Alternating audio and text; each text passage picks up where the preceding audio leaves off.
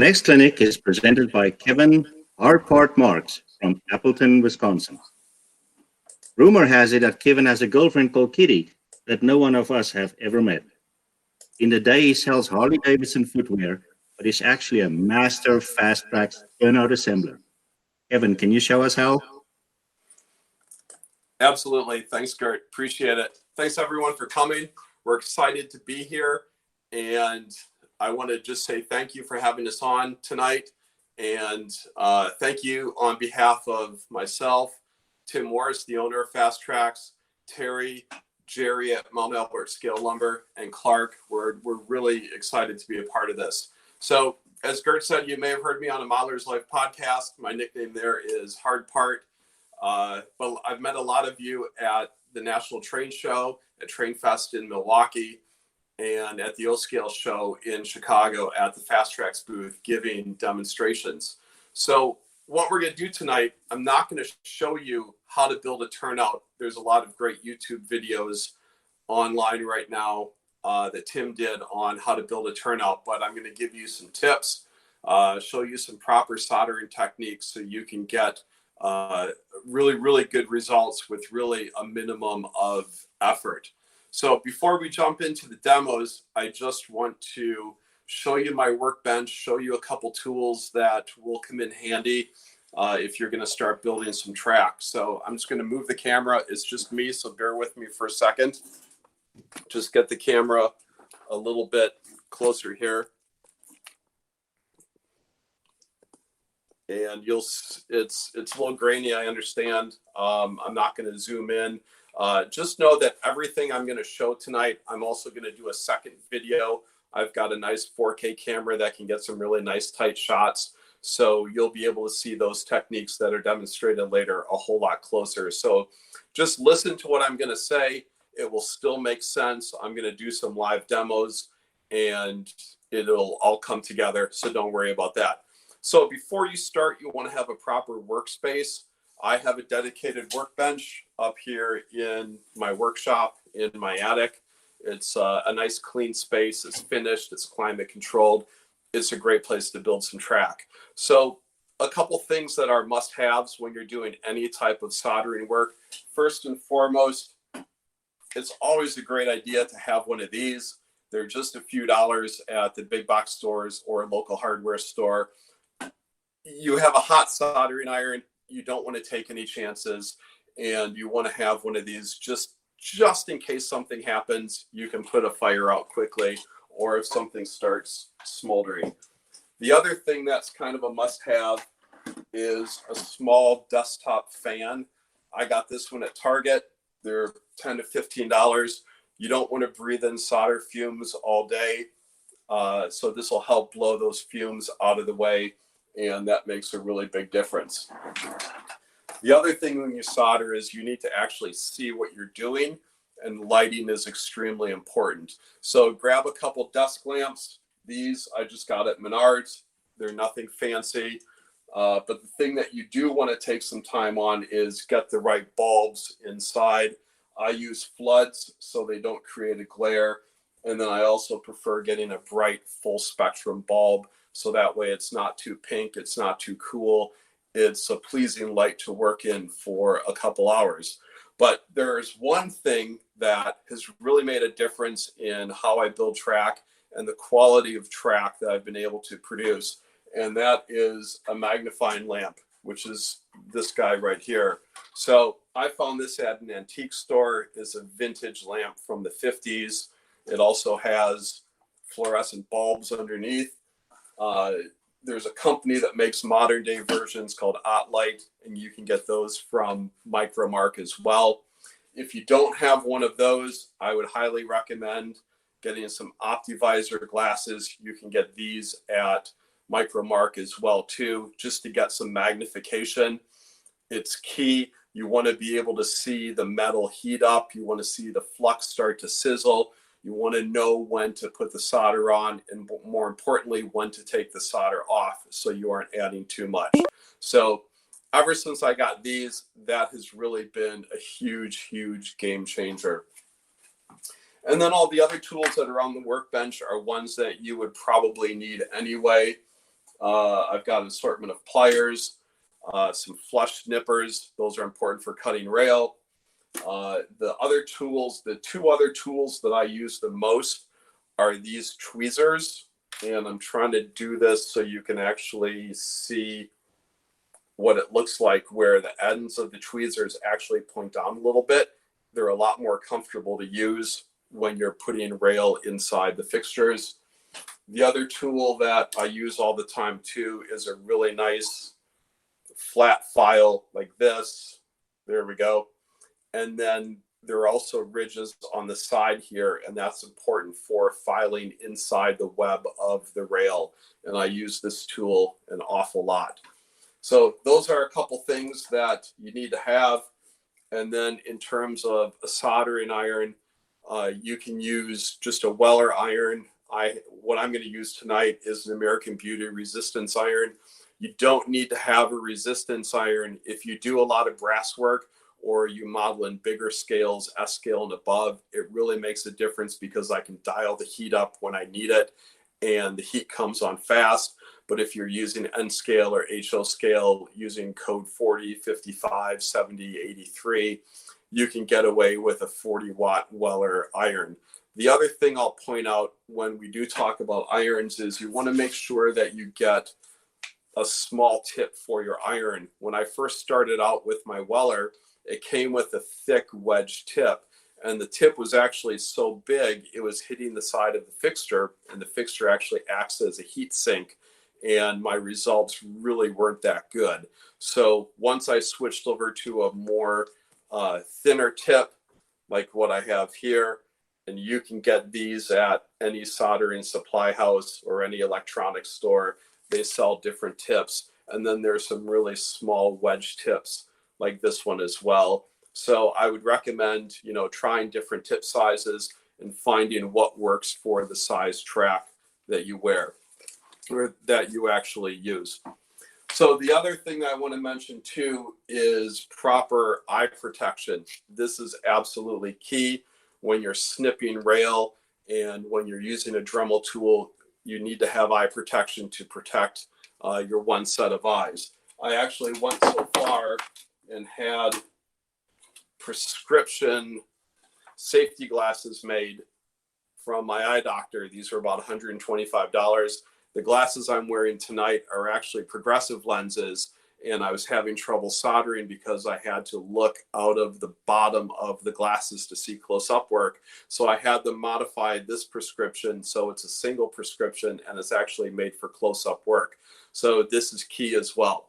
And then the last tool that really everyone should have is a Dremel tool, and we'll address how we're going to use that with our track building in just a second. So that's just a quick overview of some of the tools. And fortunately, really everything that you see here, you can use in your other work for model railroading. You can solder decoders. You'll need the same tools for soldering feeder wires. So there's really nothing here that isn't too specific for building track. So what you're going to accumulate in tools, you're going to use for everything else that you're going to solder for your model railroad. So enough talking about that. Let's have some fun. So earlier in the week, one of the other things I do is most of the posts on the Fast Tracks Facebook page I do.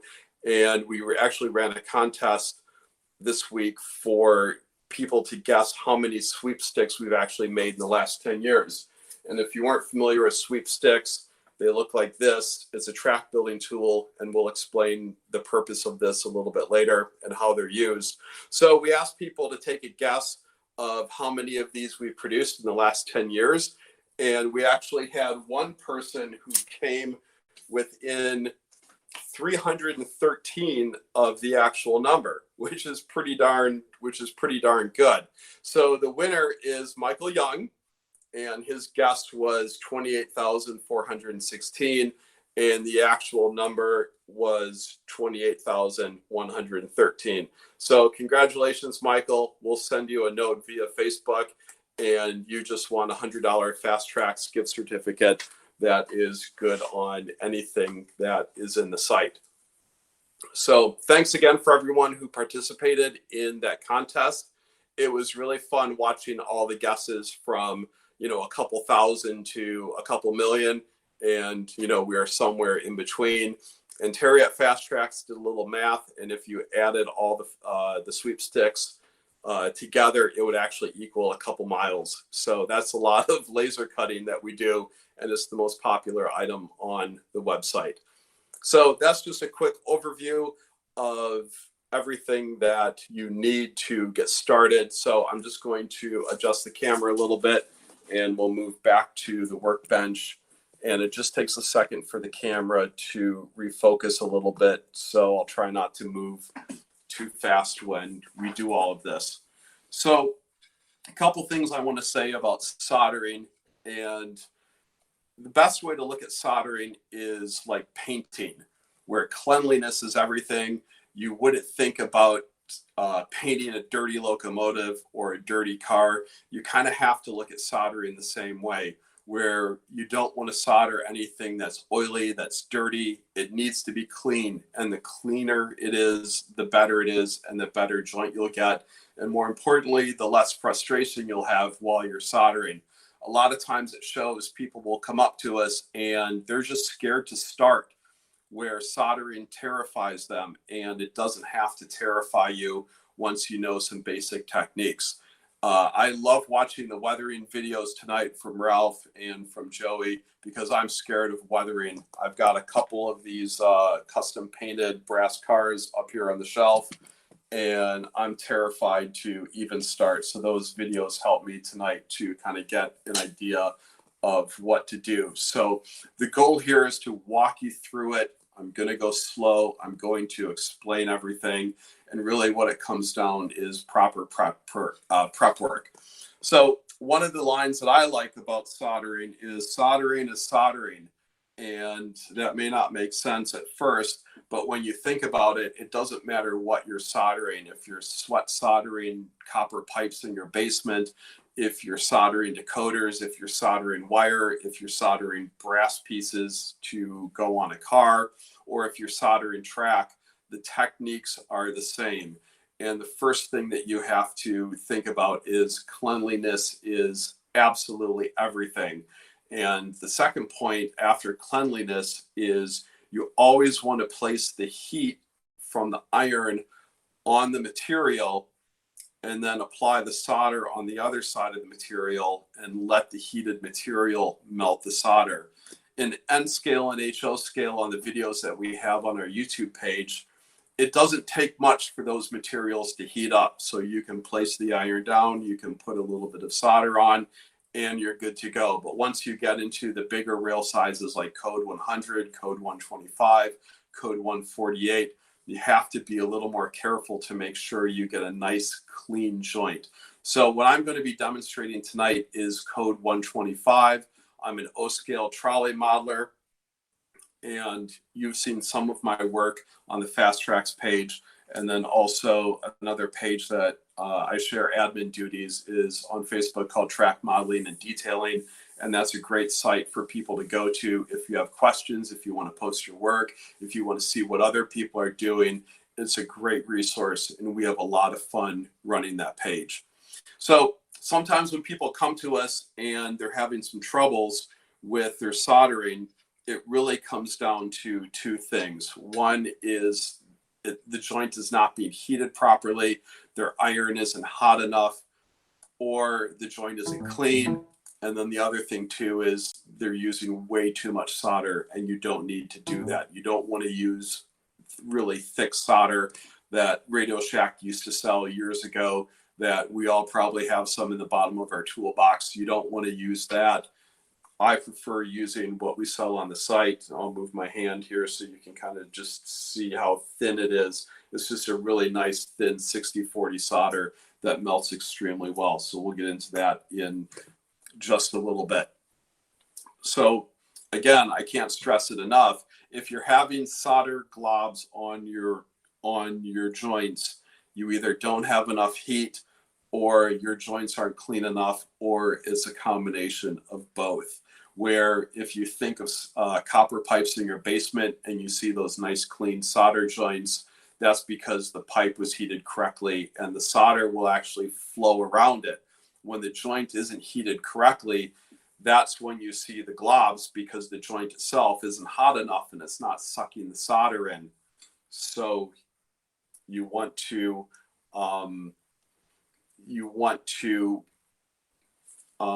what's up, Gert? Can you hear Marty? I can't hear Marty. Yeah, we've lost the stream at the moment. Oh, uh-oh. OBS, so just stop for a second. Okay.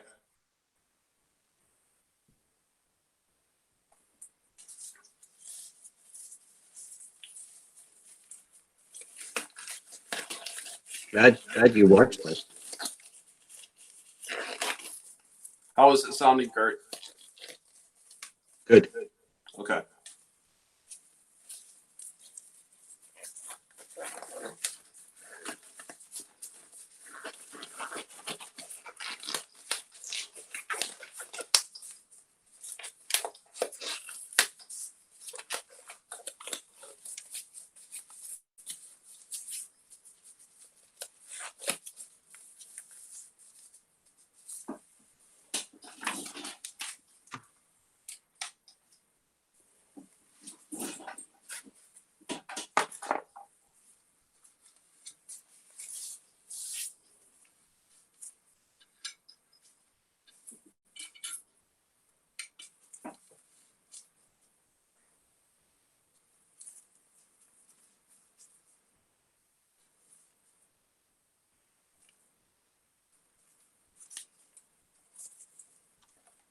Lionel says you have to start over.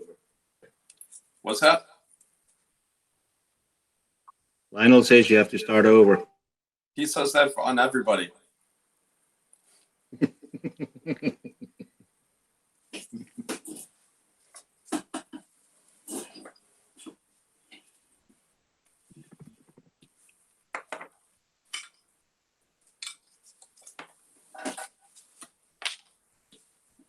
Okay, we can go. All right, so we are back. Let's get rid of that echo. All right, so just a quick little recap before we get started with the demo is if you ever see solder globs on your work, that really means that you either don't have enough heat, you haven't cleaned your joint properly, or probably a combination of both. A well-cleaned joint will actually suck the solder in. If your joint is not sucking the solder in, it's either not hot enough or you haven't cleaned it properly enough. You can't assume that the flux is going to clean everything. So what I'm going to do is kind of kill two birds with one stone to save some time here, since we lost the feed for a little bit. One of the things when people stop by our booth at shows and we ask them, you know, how long they've been building track after they purchased our products, and we're surprised at the number of people that will actually say, well, I bought everything and I haven't started yet. And really what it comes down to is people are scared to solder and you don't want to mess it up. I get it. I was like that too for a long time. And you just want to start somewhere. So what you can do if you bought a turnout fixture from us is you can actually do some practicing before you actually build a turnout. So that's what I want to do tonight with you, is practice a little bit and show you proper technique at the same time. The other thing that I prefer doing, and this is just me personally, is I like to cut everything ahead of time, make sure everything fits. I'll hold everything in place with blue painter's tape while I cut other pieces. And once I'm satisfied with how everything looks on the fixture, I'll stop and either come back at it the next day, or I'll take a break, get some lunch or dinner. Where soldering is a different mindset. You don't want to rush. And if you know you have just a little bit of time, don't do it. You know, only solder when you have no other distractions so you can focus on what you're doing, because you don't want to have to redo your work. So the other thing in terms of cleanliness is I put on some nitrile gloves. You can get these at any hardware store or any big box store. I prefer these over latex gloves because they're a little more stronger and you don't have to replace them as often.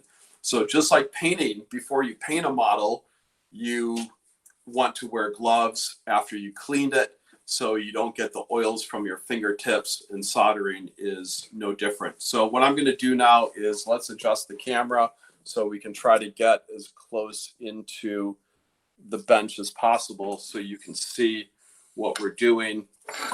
Let me just move a couple things here.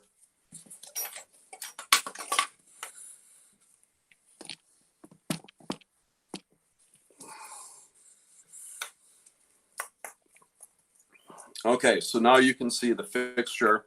And what we're going to do, and I don't know how well this is in focus, but this is what I soldered right before we started, just to make sure my equipment was working. And I'll try to hold still so the camera refocuses a little bit. Where if you look at these joints, they're nice and clean, they're shiny, and there are no solder globs. So this is what I'm going to teach you how to do tonight. And I kind of did this freehand with some track gauges. It'll be a little bit easier in the fixture. So before you even start, what I like to do is when you take your rail, and this is just micro engineering code 125 rail, the rail itself has a lot of oil on it. In order to form the rail, it's actually pushed through a die, and oil is added as a lubricant, and oil and soldering don't mix. So you want to, before you start, take that oil off the rail. And remember, just because it's new doesn't mean it's clean, or at least clean enough to solder. So I mentioned before, it's important to have a Dremel tool. And the thing that I like to use before I start are these carbon tips. It's called the 3/4 inch carbon steel brush. I like the carbon steel better than the brass because it lasts longer and these little pieces don't fly off as much. And again, it's important to wear safety glasses, and I already switched into my glasses, so we're ready to go. So before this video started, I actually went through and I wire wheeled everything before we started. So the sides of the rail are clean, and then the bottom of the rail was also clean. And before we actually start to solder, I'm going to sand it as well too. And that's just one other way to make sure that what you're soldering is actually extremely clean. So here's a turnout fixture. It's an O-scale fixture. And one of the things you can actually do is make straight track in the fixture. So that's what we're going to do right now. So I have some PC board ties that I've already cut out. And when you order PC board ties from us, they actually come in a fret that looks like this. And the advantage that we have with our ties is these are actually milled, so they're perfectly flat on top, versus having ties that are sheared. Whenever you shear anything, basically something comes down and literally shears it off, and that forms a lip, and then it's an extra step. You have to file that off. Where our ties are milled, so they're perfectly flat right when you get them, all you have to do is snip them off with a flush cutting pliers and then just trim them to size. So I have my ties here, and what we're going to do before we even put the ties in the fixture is we're going to take each tie and just do a quick little sand with some 400 grit sandpaper. Even though these ties are brand new, you'll be amazed at how much better they look once they're hit with some 400 grit sandpaper. So I just have a little piece of wood right here, and I'm just going through, and all we're doing is taking off that layer of oxidation that is on the tie. I'm not sanding them to shape at all. I'm just trying to take that layer of oxidation off. So you also want to make sure you're sanding the proper side of the tie, where you'll notice here that the ties, and I'll get a close up here, the ties have gaps already cut I think you can kind of see it at that angle. And again, I'm going to redo these videos with a really good 4K camera that is not on the live stream, so you can actually see things a whole lot better. But you want to make sure that your gaps are facing up towards the rail. You don't want to get to the point where you soldered one incorrectly. And if you do that, it's not a big deal. You can just take it off and redo it. And, you know, that's the great thing about soldering is whatever you do can be undone. So if you do make a mistake or if something isn't done to your satisfaction, just unsolder it, pull the tie off, file off the excess solder on the rails, and you're good to go. So now the ties are actually in the fixture. So now what we're going to do is take the rail that I just showed you, and then I'm going to hit the bottom of the rail with the same 400 grit sandpaper. The other thing, and you can't quite see what I'm doing here, but all I'm doing is hitting it on the base of the rail underneath. What sanding also does is it etches the material, and you're actually scratching the material. You're not only cleaning it, but you're scratching it. And those little scratches will allow the solder to settle in. The other thing that I do is I'll take the sandpaper and I'll also clean the side of the base of the rail because I want the solder to grab on to the side of the base right here. So just a couple swipes with the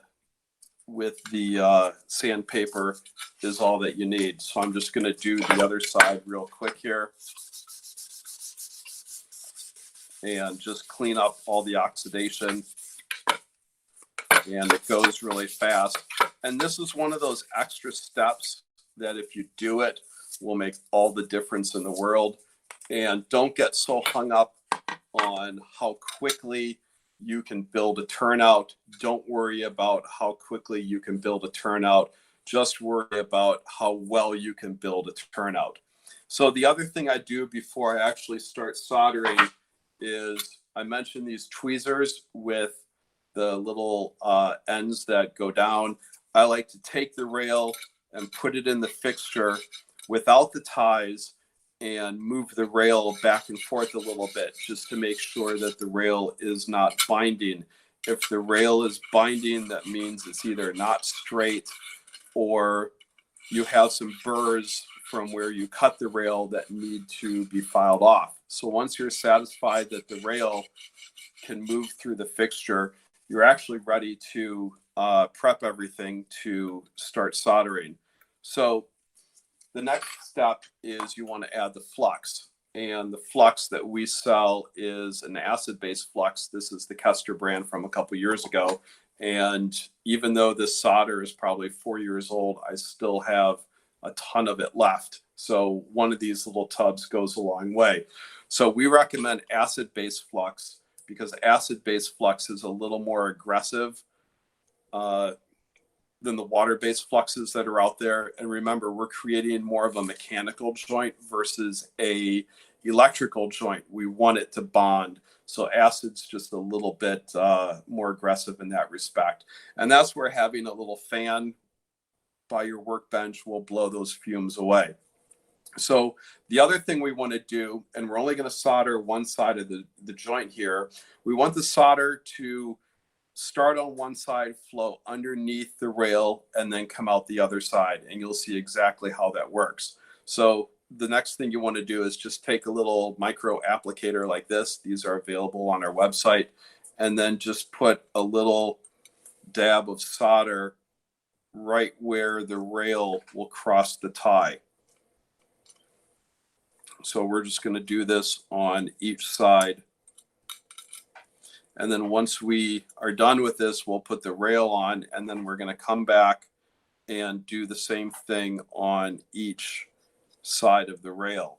And that will ensure that the solder will flow underneath the rail and come out the other side. So that's it. Just a nice quick little dab of solder. So now what we're going to do is we're going to place the rail on top of the tie, just like this. Very easy. And then what I like to do is weight the rail down. And if you have any of our filing jigs, you can just take these and just place it right on top, and that will prevent the rail from riding up, and it will also keep it in place during the whole process. So now that the rail is placed on the ties, what you want to do next is just put a little swipe of solder along the base of the rail on top of the tie. You don't need a lot of flux. I think I said solder there. You want to put a little bit of flux on top of the tie along the base of the rail. So we're just going to do this real quick. And if you do mess it up, you can take a Q-tip and you can clean it up a little bit. But the joint should be fine, even if you do get a little bit of extra flux on each side. And then once we start soldering, that's where you just want to go slow, take your time, don't rush, and it actually goes extremely quickly. And then next, I'm going to show you how I apply the solder, which is also just as important. So now that all the flux is applied to the ties, we'll close up the flux so we don't stick anything in it by accident. And then what I'm going to do also is add a little bit more weight using our point forms that we have. If you don't have any point forms, aluminum 123 blocks that you can get at Micromark work really well if you need some additional weight. So the next best thing that we're going to do is show you how to actually apply the solder. I just put my safety glasses on so we can fire it up and get things going here. So the method that I like to use when you are applying solder, and I'll try to get this in the camera, bear with me, everything is backwards. So I like to hold the solder in my hand. You really can't see the solder there, so I'll throw the glove behind it. So I like to hold it in my fingertips like this. And then when we apply it to the joint, we aren't going to put it straight on. We're actually going to go side to side and actually swipe the solder onto the joint. And that's how you can actually control how much solder goes onto the joint. Where if you have a good clean joint and a hot iron, the joint will actually suck up as much solder as you want to throw on the joint, and you don't need to do that. So I found that it's best to basically go side to side as you're applying solder, and that way you can control it a whole lot more. Okay, so let's fire up the soldering iron and get things rolling. So as I said before, I'm using a resistant soldering iron. If you're doing larger scale track, it makes life a whole lot easier. And I'm using a American Beauty 100-watt resistance iron that you can get from Micromark. So as part of that, you have to apply a alligator clip to complete the circuit. The other thing that you want to remember when you solder is you want to make it comfortable. You want to apply the solder. You want to apply the solder at the joint that's facing you. So I'm applying the solder to the joint that is closest to me. I'm not reaching over and going in this way. This is a very unnatural motion. And the advantage of soldering in one of our fixtures is you can easily just flip the fixture around if you need to solder that other joint. So we don't need to do that right now. And we will just show you how easy it is. So the resistance iron is at 85 watts right now. And again, this is O scale code 125. So we need a lot of heat in a very short period of time. So my rail just came off a little bit as I fudged to adjust my chair. So we're going to put the weight back on it again, and we're going to start the first joint. So again, everything that I do tonight, I'm going to do another video a little bit later with a really nice 4K camera so you can get some nice tight close-ups. But all I want to do is just show you how quick and easy it is. So my iron is ready to go. So I'm going to clip the electrode onto one side, and you can see just how easy resistance soldering is. So what I'm going to do is apply the iron to one side of the rail, and then I'm going to apply the solder to the other side and let the solder flow underneath the joint so it comes out the other side, and we only have to do one side of the joint. So I'm going to turn the power on. You saw that little spark right there. So there's a lot of heat going on that joint right now, and I can see the flux starting to sizzle. And all I'm going to do, just very easy, is just apply a little bit of solder, take off the heat, hold it for a little bit, and then remove the iron. And that's it. There's no extra solder globs. And as I look at the joint, and I'll pull this out when we're done, and I'll show you in a little more close-up of just how shiny those joints are. And that's it. The other reason why you want to put some weights down on the rail when you solder is when you lift the iron up, if the joint is still a little hot, you can actually pull the rail up a little bit when you lift the iron up. And if the rail is moving and the joint is fluid while it's cooling, you're going to get what's called a cold solder joint. And those joints are very cloudy looking. They're dull. They aren't smooth. And you can tell really easily that it wasn't a good joint. So if you do get one of those, just put some flux on, reheat it, and make sure it's done properly. So we're going to move to the next one, and we're going to do the same thing. We're going to put the iron on one side of the rail, hit the power, and we're just going to wait for that to heat up real quick. Apply a little bit of solder. I'm going to swipe this one twice, take the heat off, and that's it. There's no magic, involved in soldering. If you have proper heat and you have a nice clean joint, you can actually go through, and I'm just going to do these other ones here. You can go through very quickly, and you can add the solder, take the heat off, hold the iron there so it can cool, and you're done. And then you just go right to the next one, and you just go right down the line here, and you can solder some track extremely quickly.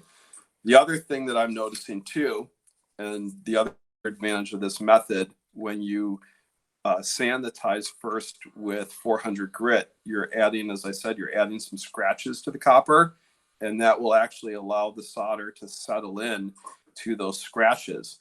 And just like that, we finished one side of the rail. So what we're going to do is take this off. We're going to flip it around, and then we're going to solder the other side of the rail and basically repeat the process and just go down the other side. So again, we're going to put the electrode on the rail that we're going to solder, and then get my solder nice and straight. Touch the iron to one side of the rail, and then we're going to watch the flux sizzle, and then just touch the solder to the other side. I can see it flow underneath. I take the heat off, hold the iron there for a second. So if you don't have a resistance iron, that's okay. That's where this weight comes in. So when you pull the iron away before the joint is actually cool, those weights will hold everything in place, so you don't have to worry about the rail lifting up while you're soldering. So this is going extremely fast. I'm just swiping just a tiny little bit on, and soldering is easy when you do it this way, and it doesn't take much at all. So we're just literally going right down the line and heating these joints up nice and quick with 85 watts, adding a dab of solder, and that's it. And just like that, we soldered this nice piece of rail. So I'm going to see if I can get this up close to the camera. We'll just give it a second to see if it can refocus a little bit. I don't know if you can tell, but those joints are nice and clean. There's no solder globs. And when you're done, you just want to take some trucks and just check your work, and the trucks are moving nice and smooth. And that's it. So before you start a turnout, I would practice soldering in the fixture first, and don't attempt to build the turnout until you're comfortable soldering some straight track. And once you're done with this, you can use this on a siding, or you can use it really any place else. So that basically is my soldering method that I use to get these extremely clean joints. Again, I don't know if the camera will focus in on it so quick, but we'll make sure that it gets redone with a 4K video. So the other thing I want to talk about, and the other question people have when they build turnouts, are the frog in the turnout, where people are worried that they aren't going to get the frog in the right place. So a couple things I want to point out. Here's our point form tool. We have videos that show you how to use this. And what you want to make sure when you put the rail in, and I'll turn this on its side, when the rail is in this point form tool, there's a little bit of play in here. So before you tighten it down, you basically want to put the rail in place, hold it down with your finger. I'll go slow so the camera can focus again. Hold the rail down and then tighten it up with the Allen wrench, and then do your filing that you normally would. And if you do that, you'll get a really nice sharp point like what we have here. So I've already filed these just for demonstration purposes, and I can show you, another way to practice. So before you even start your first turnout, if you are not sure what to do, this is a great method to practice a little bit before you go. So you just want to hit that with some sandpaper, like what I'm doing here. Make sure that all the oxidation is off. And this is where that OptiVisor that I mentioned before comes in really handy. So once the OptiVisor is on, you can actually look. And if you don't know what this looks like, I'll just do a quick little thing. So here I am. Hey, everyone. And you can see exactly how that looks. So let's get this repositioned here a little bit more. So before you build a turnout, or if you just want to practice, just cut some of the angles for the points, and then just take your time. And I'm going to get some flux out here. Take your time, and I'm going to put some flux on both sides. And you just want to move those two pieces together until the ends of that point touch. And that way you know that your frog is in the right location. So again, I like to do this without ties in here, because as I said earlier, you take your tweezers that you had, those little bent tweezers, and you want to make sure that your rail can move nice and easy inside the grooves. And then once you get everything in place, and this is where having that OptiVisor comes in handy, because you can actually see the exact spot on where these pieces of rail need to meet. Take a couple weights, throw them on here. Then what I'm going to do is just touch the top of the rail and the sides with some flux, and we're going to solder this just like we did the other track. So since I'm using a resistance iron, I can just put the iron on top of the rail, and I want to just generate some heat, and all I'm going to do is flow some solder into that joint just like that. It's that easy. It's not really that hard once you do all your prep work correctly. So once you're done, take everything off, and just like that, you have a perfectly shaped set of points that you can use later in the turnout. So that really is soldering 101. It's just clean everything. And if you aren't sure, clean it again, and you will have success. The other thing too is if you have a soldering iron where you can adjust the temperature, practice on some scrap rail and ties to adjust that temperature and find out what works best for the code rail that you have. So that's a super quick little soldering demo. What I want to do now is show you some of the other tools that FastTrax has that can make your life a whole lot easier. So I'm just going to switch gears a little bit.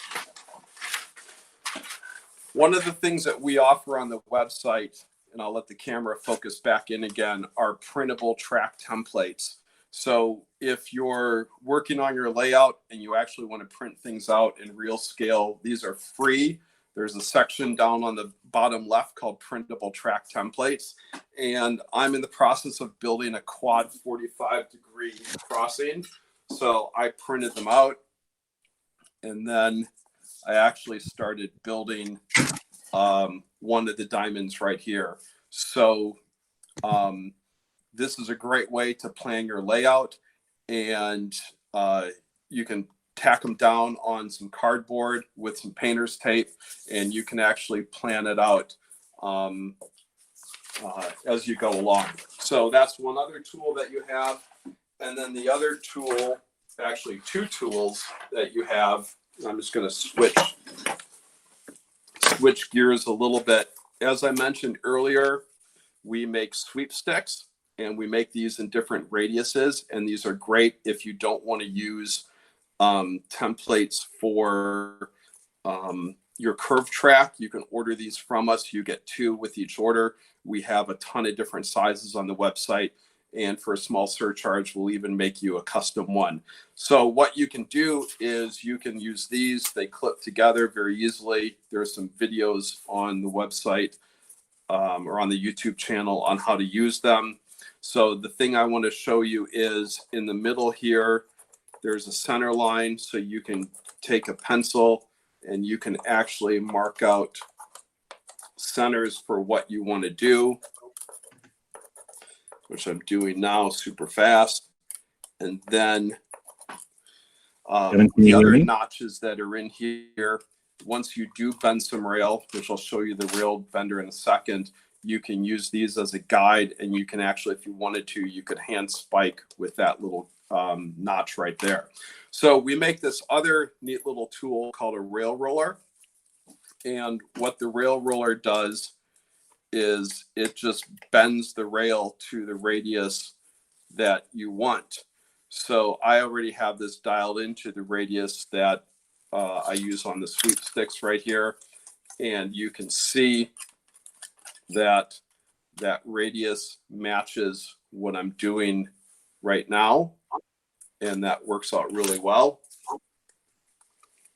So you can just keep adjusting until you get it right. So then when you're ready to build on your layout, you can take the sweepsticks away and you can lay your rail down. And then the other tool that we make that I absolutely love these, it's called the trifecta track gauge. And these are actually machined in-house by us.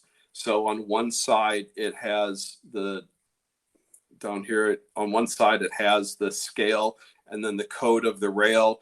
We make this nice little brass handle that you can use to slide them around. And then this straight piece right here is actually your center line. So I would recommend if you do any hand laying of rail to buy at least 3 of these. So then what you can do is just lay these out on your track. And there's a little bit of play in here, so they work great on tight radiuses. And this is actually a 15-inch radius on some O-scale track. And if you aren't sure whether it works, you can put your truck on it and your truck rolls nice and easy. So once that is done, you can add your ties and you can then solder everything like I just showed you. So this is a great way to get some nice free-flowing curves on your layout, and using some very inexpensive tools that you can get on the website, and they'll make your life a whole lot easier. So again, if this does appeal to you, I would recommend at least ordering 3, so that way you can have what I like to do is I like to have one right next to where I'm soldering. Let's pop these back on again. And now we can add some weight.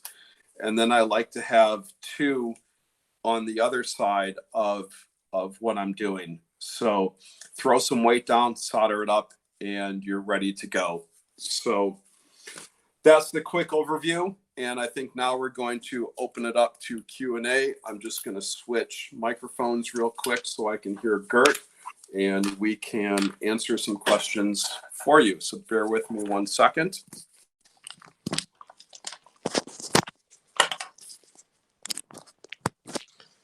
How am I doing, Gert? Can you hear me now? I can hear you.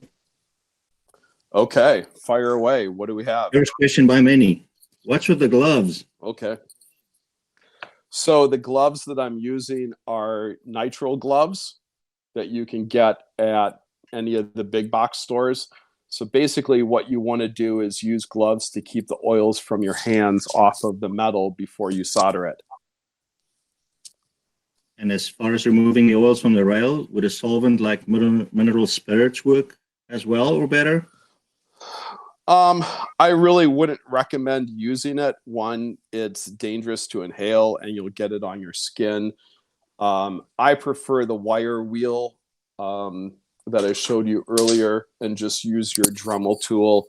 It's a whole lot quicker and easier with a lot of less fuss. Okay. Next. So earlier on, someone asked, have you used the resistance solder iron? Well, we saw that in action. So what about us, other people that just have normal solder irons? Those work just as well. And what I would recommend doing is just making sure that you have enough heat for what you need to do. You know, a 40-watt iron is perfect for N scale, HO scale, anywhere from code 40 up to code 83. Once you get into code 100, I would try to get a soldering iron that you can adjust the temperature and get a little more heat. So is there a preferred temperature? That really depends on the size of the rail that you have. I can only speak for code 185. I don't have a temperature gauge on here, but I'm using 85 watts. So don't worry so much about temperature. Most solder will melt around 400 degrees, so it'll get that hot anyway. You just want it to heat up quickly. Okay. And have you ever used a tweezer resistance solder iron? I do, and I have one sitting on my shelf just over there. Once I got the single electrode, the only time I really use my tweezers is for soldering the frogs, just so I can kind of clamp them together and hold them together. One thing I was struggling with, if you're soldering something like this, it's very hard when you have all these guardrails to get the tweezers inside there. And I found the single electrode much easier to, get precisely where I want to go. So that's just my preference. Everyone's different. But if you're struggling with the tweezers, I'd recommend picking up a single electrode. It's money well spent. Cool. Next. Well, that brings us right on time. So thank you very, very much. I'm pretty sure everybody here learned something new. All right. Thank you. I appreciate it. Thanks, Gordy. Thanks, Martin. Thanks, Gert. Thanks, Jordan. And everyone here from the Fast Tracks team is honored. And if you have any questions, feel free to drop us an email, or you can actually call us and talk to us, and just call the 800 number and we'll take care of you. Thanks again. Appreciate it. Have a good night, everybody. Be safe.